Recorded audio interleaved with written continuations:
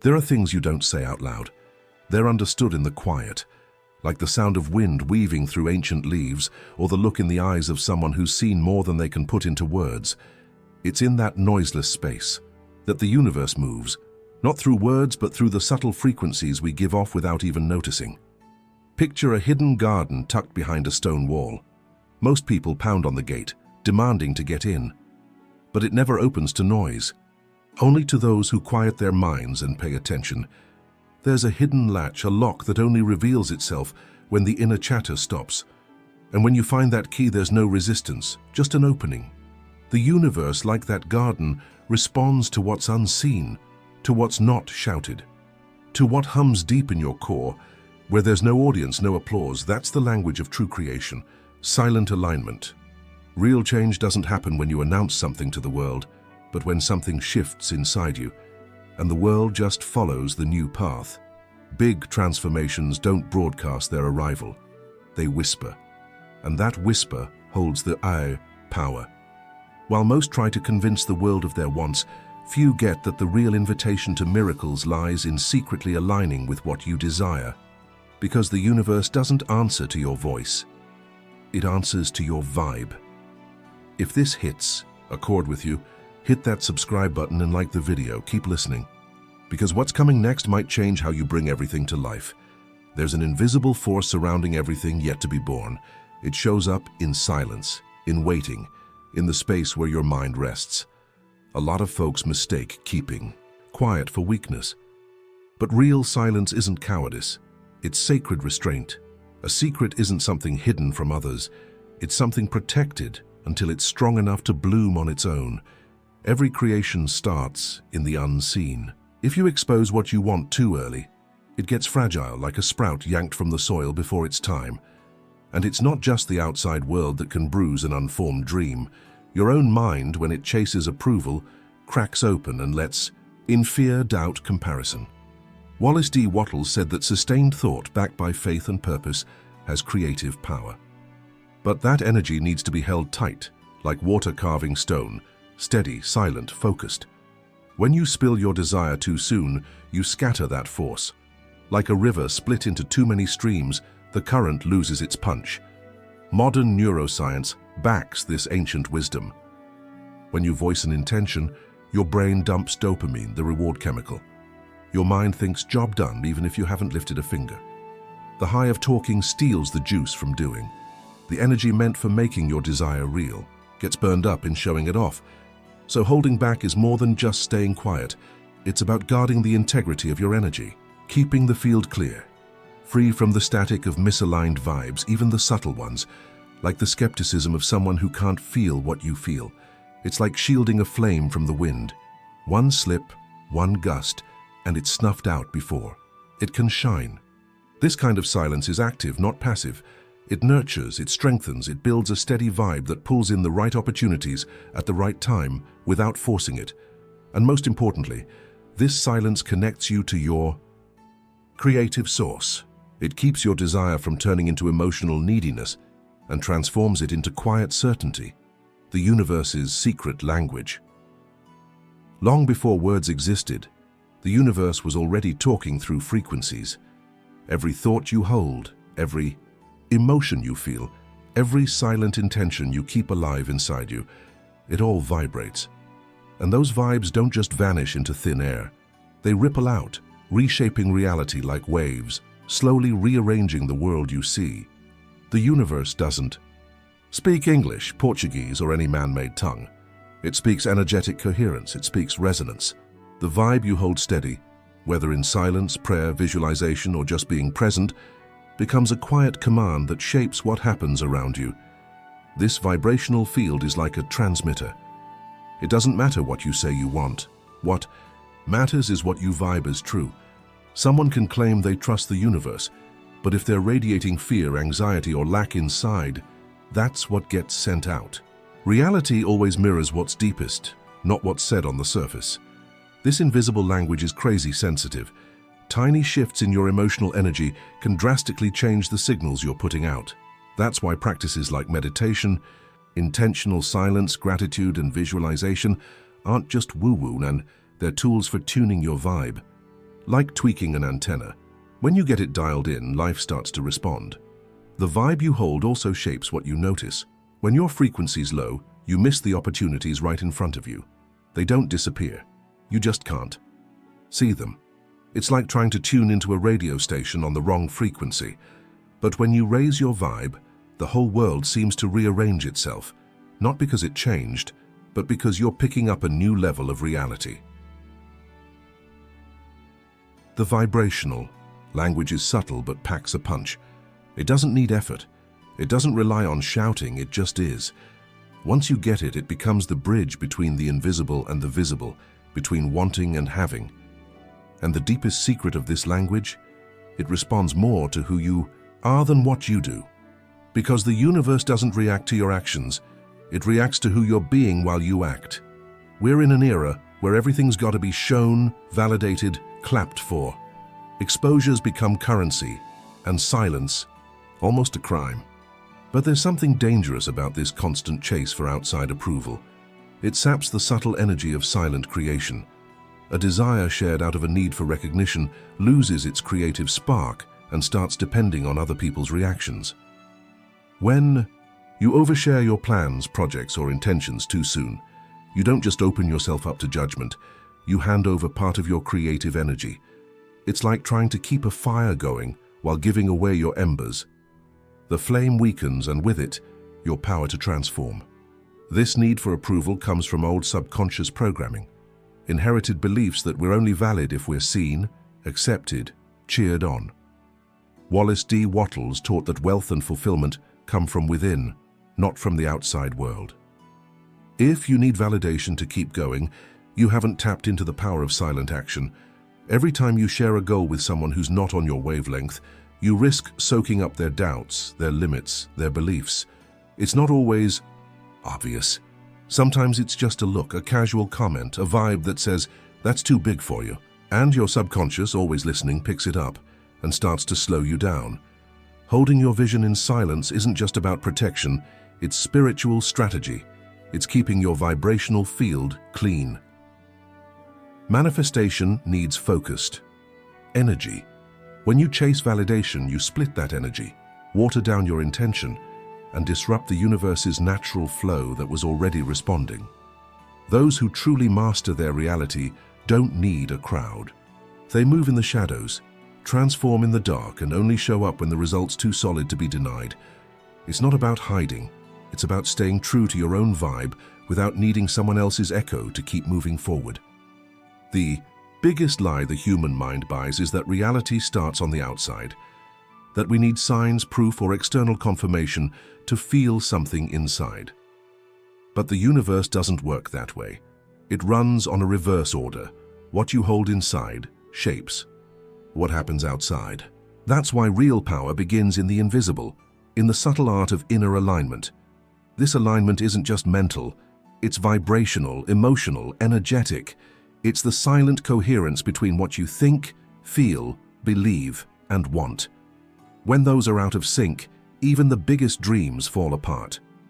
But when they merge into a pure vibe, even the impossible starts closing in. Your subconscious is the hidden gatekeeper of this process. It's always working, even when you don't notice. It's where the beliefs pass down from generations, the patterns from childhood, the quiet traumas that taught you it won't work, it's not for you, and don't aim too high, are stored. And every one of those beliefs acts like a filter.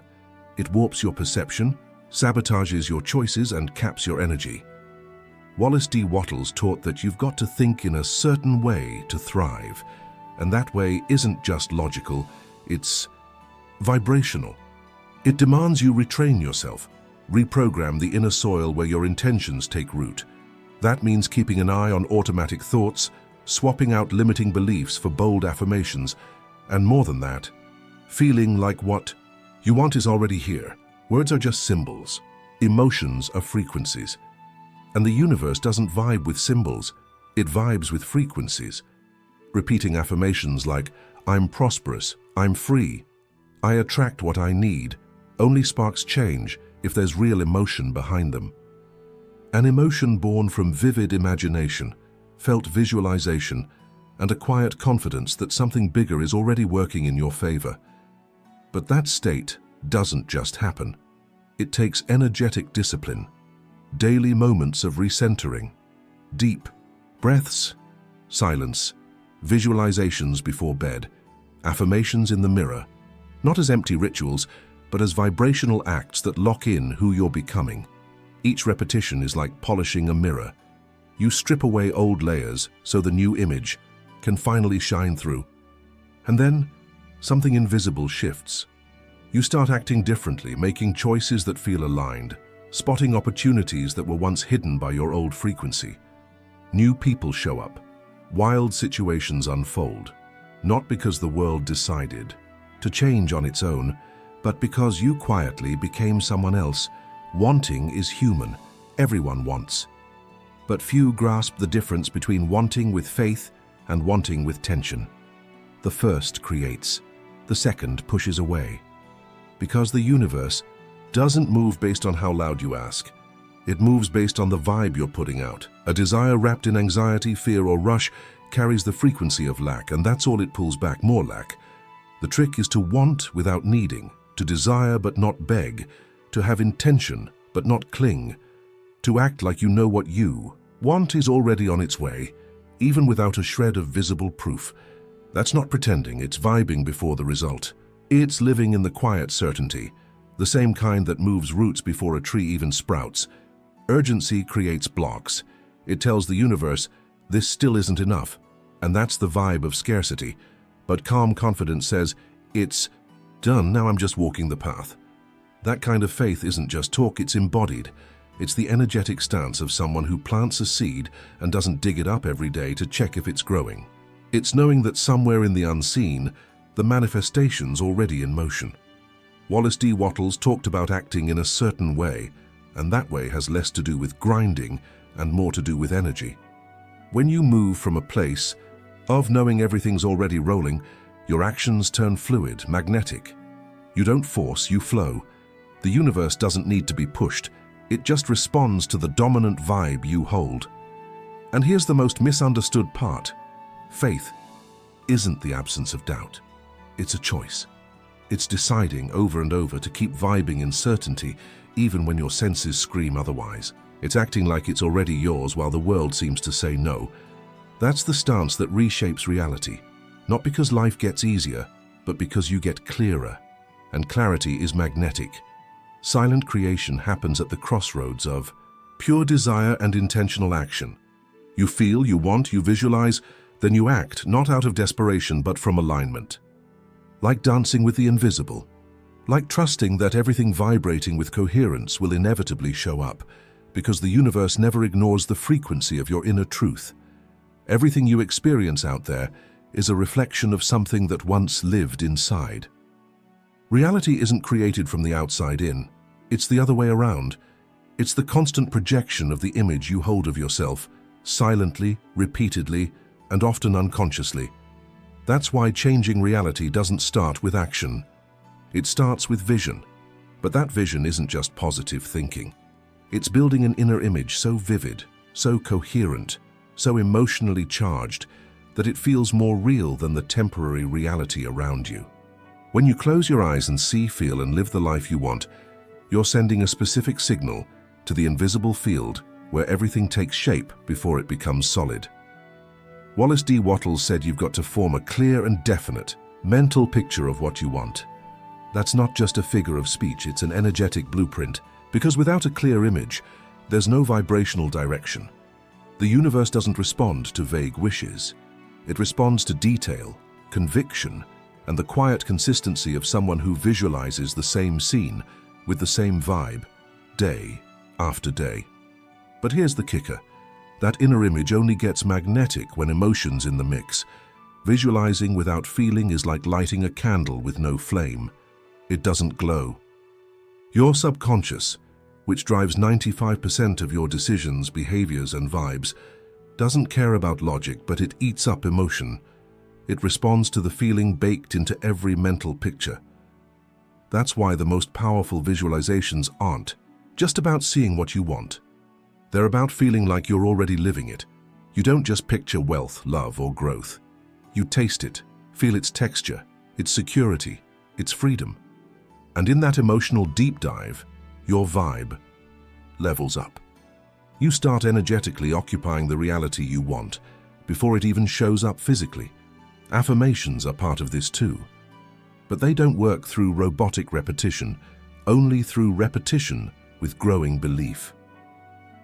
When you say, "Abundance flows to me," but your vibe screams doubt, it's just noise. But when, with practice, that phrase becomes second nature, and the emotion behind it is certainty and worthiness, your field starts to align. Repetition is reprogramming. Emotion is fuel. Consistency is direction. Those three, visualization, feeling, and silent repetition, form the invisible path your new reality walks toward you. A well-crafted inner image is like a protected seed. It doesn't need to be shouted to the world. It doesn't need validation. It just needs to be nurtured in silence, until the reality around it has no choice but to match. There's a moment when something shifts. You don't know exactly when, there's no fanfare, no trumpet blast, but suddenly you start noticing small signs. Someone appears out of nowhere with exactly the answer you needed. An unexpected invite. A path that seemed blocked now opens, effortlessly. And you feel it. This isn't random, it's the universe responding. Synchronicity is reality's hidden language. Carl Jung called it meaningful coincidences, external events that line up with your inner state. But it's not luck, it's frequency. When you hold an aligned vibe long enough, the universe quietly rearranges what's around you to match what you're putting out. Those encounters, answers, and open doors are direct responses to the energy you've been cultivating in silence. They didn't come because you hustled, begged, or forced. They came because you started emitting, with clarity, a vibe that matches them. It's like switching the radio station. The content was always in the air. You just weren't tuned in. Before, Wallace D. Wattles taught that you don't need to compete or force, just act in a certain way. And that way is quiet, magnetic, natural. There's no anxiety in it, there's presence. Because when you're present, aligned, and confident, you start noticing what others miss. The universe's whispers, the answers that come without noise, the solutions that show up at the right time with the right person in the right place. Those whispers don't shout. They don't arrive as a spectacle. They show up as subtle encounters, ideas that hit in moments of calm, gut feelings of, "This is the way," that prove true later. You need inner silence to catch them. Haste buries them. Doubt blurs them. But an aligned mind knows, this isn't coincidence, it's resonance. And that's when it hits you. The universe isn't testing you, it's listening. It always has been. But only now, after vibing in silence for so long, have you hit the frequency where the response becomes inevitable. And when that connection locks in, there's no more struggle, there's a dance. Life stops feeling like a battlefield and becomes a secret choreography between your being and the invisible whole. Most people give thanks after they get what they want. But those who get the universe's true language learn to give thanks before. Not because they're trying to force something to happen, but because they know. Gratitude is a vibe, and every vibe you hold steady comes back with whatever matches. Gratitude is more than a polite gesture. It's a state of presence.